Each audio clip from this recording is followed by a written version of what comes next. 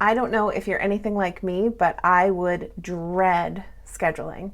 It was for me the worst part of the job. I hated trying to figure out the Tetris game of when to see students and when they were available.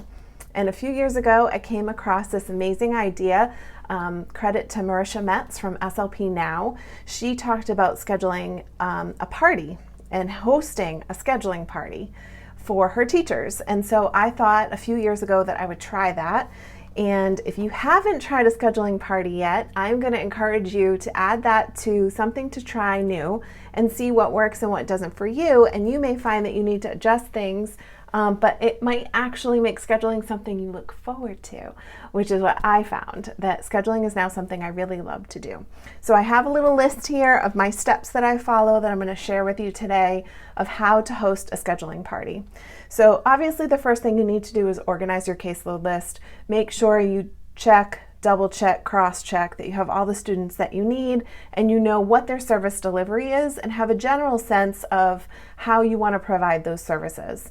Now I follow a 3-1 schedule, so right now I'm just talking about the students that you're seeing directly for services, either in their classroom or in your pull-out space.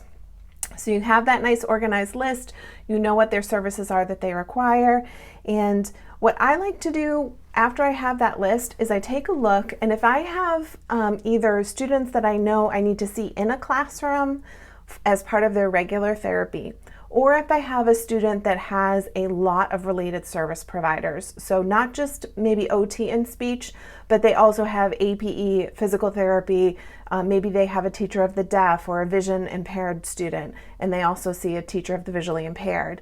Those students I will pre-schedule. So I will go to their contact person, who typically is the one in my environment, my school, that does those scheduling for those kids, and I will pre-fill in those particular students because I want to make sure I'm not crossing over all those other therapies when I pick my therapy time. Then what I usually do is I work closely with an occupational therapist and a CODA. So I reach out to them, and I didn't do this the first year, but in subsequent years I did. And now my CODA, who does the scheduling, she comes to my scheduling party, and she has started to organize her caseload the way that I'm about to explain to you that I do. And she's able to schedule her whole caseload when my teachers are present as well. So I will invite her. Sometimes we do co-treats, and so we will specially mark our groups if they're co-treats so that the contact person knows that that's just one slot for those students. So then my best friend is sticky notes. So I happen to like these sticky notes the best, the ones that have the lines on them, because that allows me to write my students in, and I color code them. So I have 5 grade levels, so I'd have 5 different colors. Obviously you can use something like this, small sticky notes, those work too. And what I'll do is, if I say this is first grade, I will plan out all my first grade groups, and I will put on one sticky note means one therapy group. So if a student is seen twice a week, they get 2 notes. If they're seen 3 times a week, they get 3 sticky notes. And if I want to group students, I will put their groups on the note. And I might put the teacher, maybe the classroom that they're in, their total therapy time, that there's 3. And I make sure that my entire caseload and how I want them grouped, whether they're one-on-one, it's just for 5 minutes, it's a 15-minute block, a 30-minute block, those things are written on the sticky note, and they have 1 per session. Then I use the really large sticky notes that I can put on my wall that are often used for like flip charts. So I will take those and I will write on the top grade 1, grade 2, grade 3, grade 4, grade 5, take their color sticky note and put them on that board. So that's kind of all the prep work that I do to make sure that my room is organized, my caseload is organized, and I have that chart paper for all the teachers to see the caseload. And then I create a master schedule. So for my classroom, I have an old Epson projection printer, so I will put a schedule together and project that on the board.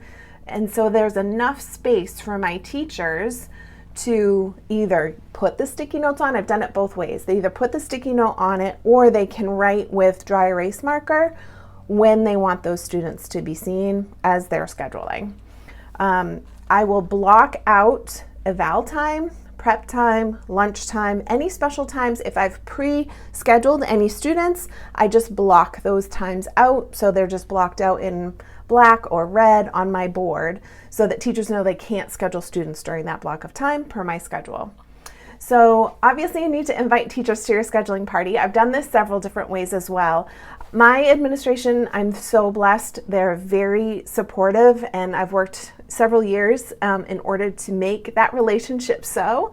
And they've allowed me to schedule that block party in a morning, usually the first Friday of my schedule, or maybe the first Monday or Tuesday of the following week after students have come, because that's given me the time to organize my caseload, do all this prep work that I just talked about, make sure I have all my pre-scheduling done, and then I invite my teachers to a party. So it could be first thing in the morning, whatever works for you. A lot of the special ed teachers are our contact people, and so they haven't really started running their schedules yet, and they're just letting the kids get used to their routines, and so it's a perfect time for them. And I tend to make it fun. I decorate my room, I put out a dollar store, I just put something over my table, have a tablecloth, and then I make muffins, because I have muffins that my teachers all like. I might bring some fruit, make some cookies, everybody loves food, buy a box of Joe on my way to work, and set up a party and invite all my teachers. And then all the teachers come, and they have so much fun. The first year, I think people were a little stressed out the first year. It was something new. They had never done it before. And I don't know if you have teachers like this, but there are teachers who want to get to you first. And they're there like the first day or second day, and they want the prime time for your schedule. So those teachers were a little hesitant in the beginning, but it tends to work out because all of my teachers have different prep times and different lunch and different recess, that there are prime times that they all tended to have that they didn't want the kids, and it has worked out every year that I've done it, and it's been a huge gift. I'm there, my code is there, we're all scheduling together. It takes less than an hour, and my schedule is done. All of my direct treatment schedule is done. Sometimes if I've got like a regular ed student and the teacher can't come, the contact person, like the first grade, say special ed teacher, she'll talk to that teacher prior to my scheduling party and bring her preferred times with her. And that way we're able to schedule all of the students at once. And whatever your environment is, you might have to do some things like that too, to make sure you have all the information. And then if there's any students that didn't get scheduled, obviously sometimes you have to play a little bit of a Jenga Tetris in order to align things if they're not quite right. So kind of follow up once my teachers are done doing all the scheduling, whether it's laying it out. You could do this with chart paper too. It doesn't have to be projected. Any way that you could have your whole Monday on one chart paper, Tuesday on another chart paper. If you're following a day 1 through 6 or day 1 through 8 schedule, you could do it that way as well, and just put day 1, day 2, day 3, and let teachers just collaborate, and they work together, and they say, oh, this doesn't work for me. Could that work for you? And they're all in the same room, and they just work together to make the schedule work, which is just a beautiful gift, and it saves you so much time. It saves a week of time, really, in trying to go back and forth between teachers. Once I have all of that, I sit down, I go through, I make sure no sticky note got missed. I've done it several ways where I've tried to capture the schedule while the teachers were working. I have found that it works better to do it after the teachers all leave. It usually takes me hours after to make sure I have what's on the board. It's represented in my scheduling system that I use. I have all of that down, and then I cross-check it, and I will send the teachers out an email. These are your students. This is what I have on my schedule. Can you cross that with what you wrote down from the scheduling party? I send a little thank you, and it's scheduled. It's worked wonders for me. I do follow a 3-1 schedule. I have tried in the past to schedule the consult week at the same time that I was scheduling my direct treatment group weeks. I have not found that to be as successful for me, because I also have some students that I see during that consult week. And so I found if I tried to do it at the same time, there was a lot of overlap, and I was having to go back a lot to teachers and say, oh, I know you picked this time for me to be in your classroom on my consult week, but that's actually not going to work. So in order to avoid that, I do the whole schedule for the 3-1 week. Then I pull out the students that I will be seeing in their classroom or consulting on during my consult week. And then I go back to the teachers and I email them with my schedule that has open blocks.